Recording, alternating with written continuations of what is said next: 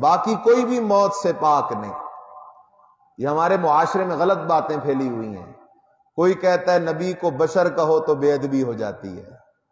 نہ میرے عزیز، قرآن نے انبیاء کو بشر کہا ہے، اور قرآن ادب والی کتاب ہے، بے ادبی والی کتاب نہیں ہے۔ جب قرآن نے نبیوں کو بشر کہا ہے تو ہم بھی نبیوں کو بشر کہیں گے۔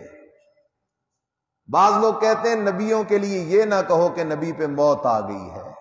نہ میرے عزیز، قرآن نے نبی کے لیے موت کا لفظ استعمال کیا ہے، ایک جگہ نہیں، بار بار استعمال کیا ہے۔ اور قرآن ادب والی کتاب ہے، بے ادبی والی کتاب نہیں۔ ملا ادب کو اتنا نہیں جانتا جتنا میرا مولا ادب کو جانتا ہے۔ قرآن میں اللہ نے نبیوں کے لیے موت کا لفظ استعمال کیا ہے۔ یعقوب علیہ السلام کے لیے کیا، ام کنتم شہداء اذ حضر یعقوب الموت،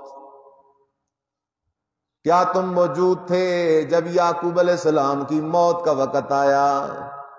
یعقوب علیہ السلام کے لیے موت کا لفظ، عزیر علیہ السلام کے لیے موت کا لفظ، عیسیٰ علیہ السلام کے لیے موت کا لفظ، یحییٰ علیہ السلام کے لیے موت کا لفظ، نبی علیہ السلام کے لیے موت کا لفظ، ابراہیم علیہ السلام کے لیے موت کا لفظ، سلیمان علیہ السلام کے لیے موت کا لفظ، عیسیٰ علیہ السلام کے لیے موت کا لفظ۔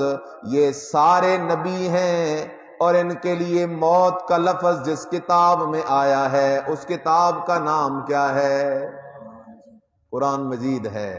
اور قرآن ادب والی کتاب ہے۔ قرآن کس والی کتاب ہے؟ ادب والی کتاب ہے۔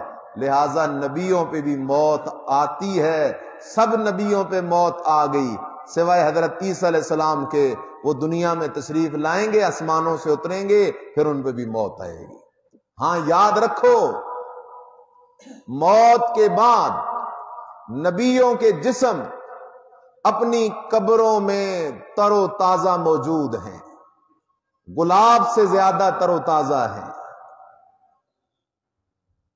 اور ان کی روح مبارک جنت الفردوس میں ہے۔ روح مبارک کدھر ہے؟ جنت الفردوس میں ہے۔ خیر